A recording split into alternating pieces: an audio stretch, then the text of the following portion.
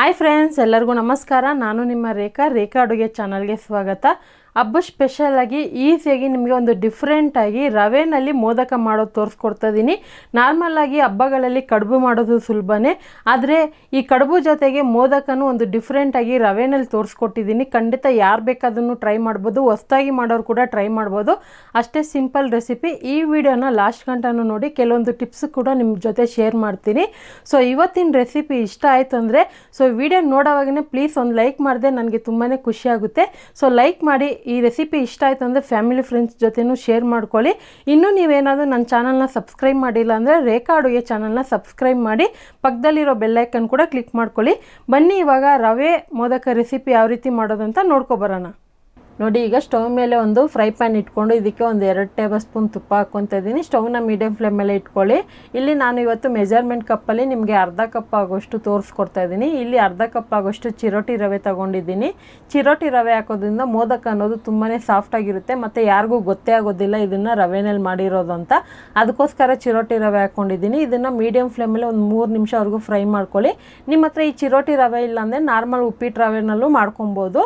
So ಏನು problem ಇಲ್ಲ, ಆ ರವೆನಲ್ಲೂ ಕೂಡ ಮಾಡ್ಕೊಬೋದು. ಇಲ್ಲದೇ ಇದ್ದರೆ ಮಾತ್ರ ಅದನ್ನು ಯೂಸ್ ಮಾಡ್ಕೊಳ್ಳಿ. ಈಗ ರವೆ ಒಂದು 3 ನಿಮಿಷ ಫ್ರೈ ಆದಮೇಲೆ ಇದಕ್ಕೆ ನಾನು ಒಂದು 3/4 ಕಪ್ ಆಗೋಷ್ಟು ಡೆಸಿಕೇಟೆಡ್ ಕೋಕೋನಟ್ ಪೌಡರ್ ಹಾಕ್ಕೊತಾ ಇದ್ದೀನಿ. ಇದೆಲ್ಲ ಅಂಗಡಿಗಳಲ್ಲೂ ಮತ್ತು ಆನ್ಲೈನಲ್ಲೂ ತರಿಸ್ಕೋಬೋದು. ಯಾವ ರೀತಿ ಮಾಡೋದಂತನೂ ನಾನು ಆಲ್ರೆಡಿ ಹಾಕಿದ್ದೀನಿ. ನೀವೇನಾದರೂ ನೋಡಿಲ್ಲ ಅಂದರೆ ಒಂದ್ಸರಿ ಚೆಕ್ ಮಾಡ್ಕೊಳ್ಳಿ. ಈಗ ಇದನ್ನು ಹಾಕಿ ಒಂದು 30 ಸೆಕೆಂಡ್ ಮಿಕ್ಸ್ ಮಾಡಿಕೊಂಡೆ. ಈಗ ಇದ್ರ ಜೊತೆ ಒಂದು 1/4 ಕಪ್ ಆಗೋಷ್ಟು ಮಿಲ್ಕ್ ಪೌಡರ್ ಹಾಕ್ಕೊತಾ ಇದ್ದೀನಿ. ಈ ಮಿಲ್ಕ್ ಪೌಡರ್ ಹಾಕೋದ್ರಿಂದ ನಿಮಗೆ ಟೇಸ್ಟ್ ಅನ್ನೋದು ಒಂದು ಪೇಡ ಟೇಸ್ಟ್ ಕೊಡುತ್ತೆ, ತುಂಬಾ ರುಚಿಯಾಗಿ ಒಂದು ಡಿಫ್ರೆಂಟ್ ಕೊಡುತ್ತೆ. ಸೊ ಮಿಲ್ಕ್ ಪೌಡರು ನಿಮಗೆ ಎಲ್ಲ ಶಾಪುಗಳಲ್ಲೂ 10 ರೂಪಾಯಿ ಪ್ಯಾಕೆಟ್ಗೆ ಸಿಗುತ್ತೆ, ಈಸಿಯಾಗಿ ತೊಗೊಬೋದು. ಈಗ ಮಿಲ್ಕ್ ಪೌಡರ್ ಹಾಕಿ ಒಂದು 30 ಸೆಕೆಂಡ್ ಮಿಕ್ಸ್ ಮಾಡಿದ್ಮೇಲೆ ಇದನ್ನು ಒಂದು ಪ್ಲೇಟಿಗೆ ಹಾಕಿ ಎತ್ತಿಟ್ಕೊತಾ ಇದ್ದೀನಿ. ಸೊ ಈ ಥರ ಚೆನ್ನಾಗಿ ಹದವಾಗಿ ಹುರಿದಿಟ್ಕೊಳ್ಳಿ. ಈಗ ಅದೇ ಪಾತ್ರೆಗೆ ನಾನು ಯಾವ ಕಪ್ಪಲ್ಲಿ ರವೆ ತೊಗೊಂಡಿದ್ನೋ ಅದೇ ಕಪ್ ಅಳತೆನಲ್ಲಿ 4 ಕಪ್ ಆಗೋಷ್ಟು ಹಾಲು ಹಾಕ್ಕೊತಾ ಇದ್ದೀನಿ. ಇದರಲ್ಲಿ ಹಾಲು ಹಾಕಿ ಮಾಡೋದ್ರಿಂದ ನಿಮಗೆ ಟೇಸ್ಟ್ ತುಂಬಾ ಚೆನ್ನಾಗಿರುತ್ತೆ. ಸೊ ನಿಮ್ಗೆ ಏನಾದರೂ ಹಾಲು ಇಷ್ಟ ಇಲ್ಲ ಅನ್ನೋದಾದರೆ ನೀವು ನಾರ್ಮಲ್ ವಾಟರೇ ಹಾಕೊಬೋದು. ನೀರು ಹಾಕಿದ್ರೆ ನಿಮಗೆ ಟೇಸ್ಟ್ ಡಿಫ್ರೆಂಟ್ ಬರುತ್ತೆ, ಹಾಲು ಹಾಕಿದ್ರೆ ಟೇಸ್ಟ್ ಡಿಫ್ರೆಂಟ್ ಬರುತ್ತೆ. ಖಂಡಿತ ಟ್ರೈ ಮಾಡಿ ನೋಡಿ, ನಿಮಗೆಲ್ಲ ಇಷ್ಟ ಆಗುತ್ತೆ. ಸೊ ನಾನು ಯಾವ ಕಪ್ಪಲ್ಲಿ ರವೆ ತೊಗೊಂಡಿದ್ನೋ ಅದೇ ಕಪ್ಪಲ್ಲಿ ಹಾಲು ಹಾಕ್ಕೊತಾ ಇರೋದು. ಸೊ ನಿಮಗೆ ಈ ಥರ ಮೆಜರ್ಮೆಂಟ್ ಕಪ್ ಇಲ್ಲ ಅಂದರೆ ಒಂದು ಲೋಟ ತೊಗೊಳ್ಳಿ ಅಥವಾ ಯಾವುದಾದ್ರು ಒಂದು ಬಟ್ಲು ತೊಗೊಳ್ಳಿ. ನಿಮಗೆ ಅಳತೆಗೆ ಹೇಳ್ತಾ ಇದ್ದೀನಿ ಟಿಪ್ಸಾಗಿ.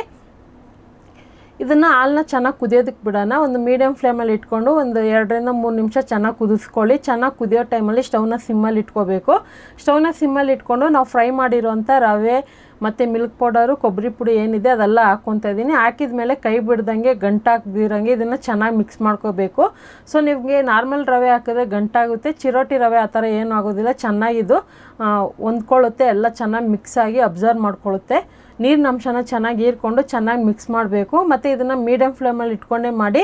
ನಾವು ಹಾಕಿರೋಂಥ ಹಾಲು ಪೂರ್ತಿನೂ ನೋಡ್ತಾ ಇರ್ಬೋದು. ಅರ್ಧ ಕಪ್ ರವೆಗೆ 4 ಕಪ್ ನೀರನ್ನು ಹೀರ್ಕೊಂಡಿದೆ ಅಂದರೆ ನೀವೇ ನೋಡ್ತಾ ಇರ್ಬೋದು ಎಷ್ಟು ಸ್ಮೂತಾಗಿ ಸಾಫ್ಟಾಗಿ ಬರುತ್ತೆ ಈ ರೆಸಿಪಿ ಅಂತ. ಸೊ ಈ ಥರ ನೋಡಿ ಗಟ್ಟಿ ಅದಕ್ಕೆ ಬಂದಿದೆ.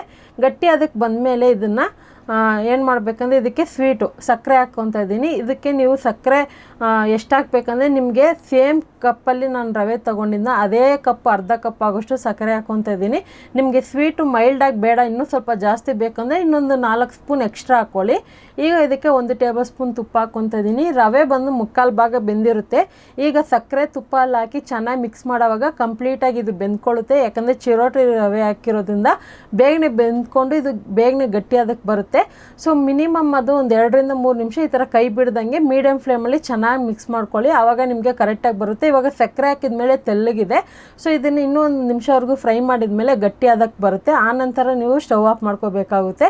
ಇವಾಗ ಆಲ್ಮೋಸ್ಟ್ ರೆಡಿ ಆಗಿದೆ. ಇದನ್ನು ಸ್ಟವ್ ಆಫ್ ಮಾಡಿ ಕೆಳಗಡೆ ಇಳಿಸ್ಕೊತೀನಿ. ಸ್ಟವ್ ಮೇಲೇನೇ ಇದ್ದರೆ ಇನ್ನೂ ಬೇಗನೆ ಬಿಸಿ ಆರೋದಿಲ್ಲ, ಅದಕ್ಕೆ ಸ್ಟವಿಂದ ಕೆಳಗಡೆ ಇಳಿಸ್ಬಿಡಿ. ಆನಂತರ ಒಂದು ಕಡಾಯಿ ಇಟ್ಕೊಂಡು ಅದಕ್ಕೆ ಒಂದು 2 ಟೀ ಸ್ಪೂನ್ ತುಪ್ಪ ಹಾಕ್ಕೊಂಡು ಇಲ್ಲಿ ಬಾದಾಮಿ 1 ಟೇಬಲ್ ಸ್ಪೂನ್, ಪಿಸ್ತಾ 1 ಟೇಬಲ್ ಸ್ಪೂನ್, ಗೋಡಂಬಿ 2 ಟೇಬಲ್ ಸ್ಪೂನು ಈ ಥರ ತುರಿದಿಟ್ಕೊಂಡಿದ್ದೀನಿ. ಸೊ ನೀವು ಬೇಕಂದರೆ ಡ್ರೈ ಫ್ರೂಟ್ಸ್ನ ಚಿಕ್ಕದಾಗೂ ಕಟ್ ಮಾಡಿ ಹಾಕ್ಕೋಬೋದು, ಅಥವಾ ಬೇಕಂದರೆ ಮಿಕ್ಸಿನಲ್ಲಿ ಒಂದು ರೌಂಡ್ ಕೂಡ ಬ್ಲೆಂಡ್ ಮಾಡ್ಕೊಬೋದು. ಮಾಡಿಕೊಂಡು ತುಪ್ಪದಲ್ಲಿ ಫ್ರೈ ಮಾಡ್ಕೊಳ್ಳೋಣ. ಕ್ರಿಸ್ಪಿನೆಸ್ಗೋಸ್ಕರ ತುಪ್ಪದಲ್ಲಿ ಫ್ರೈ ಮಾಡ್ತಾಯಿದ್ದೀನಿ. ಸೊ ಈ ಥರ ನಿಮಗೆ ಈ ಥರ ತುರಿದಾಕೋದ್ರಿಂದ ನಿಮಗೆ ತಿನ್ನೋವಾಗ ಆ ಡ್ರೈ ಫ್ರೂಟ್ಸ್ದು ತುಂಬಾ ಫ್ಲೇವರು ಟೇಸ್ಟ್ ಸಿಗುತ್ತೆ. ಅದಕ್ಕೋಸ್ಕರ ಈ ಥರ ಮಾಡ್ತಾಯಿದ್ದೀನಿ. ಈಗ ಒಂದೇ 1 ನಿಮಿಷ ಮಾತ್ರ ಫ್ರೈ ಮಾಡಿದ್ದೀನಿ. ಈಗ ಇದು ಕಂಪ್ಲೀಟಾಗಿ ಫ್ರೈ ಆಗಿದ್ಮೇಲೆ ಸ್ಟವ್ ಆಫ್ ಮಾಡಿ ಇದನ್ನು ಸೈಡ್ ಇಟ್ಕೊಬಿಡೋಣ. ಇಲ್ಲಿ ನೋಡ್ತಾ ಇರ್ಬೋದು ಒಂದು 3 ನಿಮಿಷ ಬಿಟ್ಟಿದ್ದೆ. 3 ನಿಮಿಷಕ್ಕೆ ಸ್ವಲ್ಪ ಉಗುರು ಬೆಚ್ಚಗೆ ಬಿಸಿ ಇದೆ. ಸೊ ಬಿಸಿ ಇದ್ದಾವಾಗೇ ನಮಗೆ ಶೇಪ್ ಮಾಡೋದಕ್ಕೆ ಬರೋದು.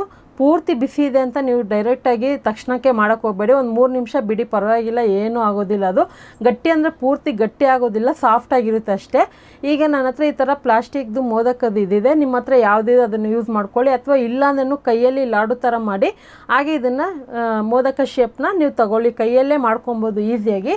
ಶೇಪ್ ಇದ್ದರೆ, ಈ ಥರ ಮೋಲ್ಡ್ ಇದ್ದರೆ ಏನಂದರೆ ನಿಮಗೆ ನೋಡೋದಕ್ಕೆ ಚೆನ್ನಾಗಿರುತ್ತೆ, ದೇವರ ಹತ್ರ ನೈವೇದ್ಯಕ್ಕೆ ಇಡೋದಕ್ಕೆ ತುಂಬಾ ಚೆನ್ನಾಗಿರುತ್ತೆ. ಅದಕ್ಕೋಸ್ಕರ ತೋರಿಸ್ತಾ ಇದ್ದೀನಿ. ಮತ್ತು ಇದೇ ರೆಸಿಪಿನ ನೀವು ಮೋದಕ ಬದಲಾಗಿ ನೀವು ಇದನ್ನು ಒಂದು ಪ್ಲೇಟಲ್ಲಿ ಹಾಕಿ ಶೇಪ್ ಮಾಡಿಬಿಟ್ಟು ಒಂದು ಚಾಕುವಿಂದ ನೀವು ಸ್ಲೈಸಾಗಿ ಕಟ್ ಮಾಡಿ ನಿಮ್ಮ ಬರ್ಫಿ ಥರನೂ ಕಟ್ ಮಾಡ್ಕೋಬೋದು, ಅಥವಾ ಉಂಡೆ ಮಾಡಿಬಿಟ್ಟು ಲಾಡು ಥರನೂ ಮಾಡ್ಕೋಬೋದು. ನಿಮ್ಗೆ ಯಾವ ಥರ ಬೇಕು ಆ ಥರ ಮಾಡ್ಕೊಬೋದು. ಮತ್ತು ಕಲರ್ ಬೇಕು ಅಂದರೆ ನಿಮಗೆ ಕೇಸರಿ ಹೂವು ಇದ್ದರೆ ಕೇಸರಿ ಹೂವು ಹಾಕಿದ್ರೆ ನಿಮಗೆ ಒಳ್ಳೆ ಫ್ಲೇವರ್ ಸಿಗುತ್ತೆ, ಒಂದು ಲೈಟ್ ಯೆಲ್ಲೋ ಕಲರ್ ಕೂಡ ಬರುತ್ತೆ. ಅದಿಲ್ಲ ಅಂದರೆ ನಿಮ್ಗೆ ಇಷ್ಟವಾದಂಥ ಫುಡ್ ಕಲರ್ ಹಾಕೋಬೋದು. ಅದೆಲ್ಲ ಆಪ್ಷನಲ್ಲು, ನಿಮ್ಗೆ ಯಾವ ಥರ ಬೇಕು ಆ ಥರ ಮಾಡ್ಕೊಳ್ಳಿ. ಇದೆಲ್ಲ ಹಾಕಿ ಒಂದು ಸಿಂಪಲಾಗಿ ತೋರಿಸ್ಕೊಡ್ತಾ ಇದ್ದೀನಿ ನೋಡಿ. ಪ್ಲೈನಲ್ಲಿ ಮಾಡಿಬಿಟ್ಟೆ. ಇದು ಒಂದು ಸ್ವಲ್ಪ ಎತ್ತಿಟ್ಕೊಂಡಿದ್ನಲ್ಲ, ಅದಕ್ಕೆ ಡ್ರೈ ಫ್ರೂಟ್ಸ್ ಹಾಕ್ಕೊತಾ ಇದ್ದೀನಿ. ಪ್ಲೈನ್ಗಿಂತ ಖಂಡಿತ ಡ್ರೈ ಫ್ರೂಟ್ಸ್ ಕೂಡ ನಮ್ಮ ಮನೇಲಿ ಇಷ್ಟ ಆಯಿತು. ಮಾಡಿದ ದಿವಸನೇ ತಿಂದು ಎಲ್ಲ ಖಾಲಿ ಮಾಡಿಬಿಟ್ರು. ನೀವು ಎಲ್ಲ ಮಾಡೋದಾದರೆ ಒಟ್ಟಿಗೆ ಡ್ರೈ ಫ್ರೂಟ್ಸಲ್ಲೂ ಮಾಡ್ಕೊಬೋದು. ಕೆಲವ್ರಿಗೆ ಇಷ್ಟ ಆಗೋದಿಲ್ಲ ಡ್ರೈ ಫ್ರೂಟ್ಸ್ ಇದ್ದರೆ, ಪ್ಲೈನ್ ಆಗಿದ್ದರೆ ಇಷ್ಟಪಡ್ತಾರೆ ಅಂದ್ಬಿಟ್ಟು ನಾನು ಈ ಥರ ತೋರಿಸ್ತಾ ಇದ್ದೀನಿ. ಹಬ್ಬದ ಟೈಮಲ್ಲಿ ನಿಮ್ಗೆ ಒಂದು 15 ನಿಮಿಷ ಟೈಮ್ ಇದ್ದರೆ ಸಾಕು. ಈ ರೆಸಿಪಿನ ನೀವು ಈಸಿಯಾಗಿ ದೇವ್ರ ನೈವೇದ್ಯಕ್ಕೆ ಮಾಡಿಡ್ಬೋದು. ನೋಡಿ, ಈ ಥರ ಫಿಲ್ ಮಾಡಿ ಮಧ್ಯದಲ್ಲಿ ಹೋಲ್ಸ್ ಮಾಡಿಕೊಂಡು ನೀವೇನಾದರೂ ಬೇಕಂದರೆ ದೊಡ್ಡದ ಸ್ಟಫಿಂಗ್ ಇಟ್ಕೊಬೋದು, ಅಥವಾ ಗೋಡಂಬಿನೋ ಬಾದಾಮಿನೋ ದ್ರಾಕ್ಷಿನೋ ಇಟ್ಕೊಬೋದು. ತಿನ್ನೋವಾಗ ಅದೇನಾದರೂ ಬಾಯಿಗೆ ಸಿಕ್ಕಿದಾಗ ಒಂದು ಸರ್ಪ್ರೈಸ್ ಆಗಿ ತುಂಬಾ ಚೆನ್ನಾಗಿರುತ್ತೆ ನೋಡೋದಕ್ಕೆ.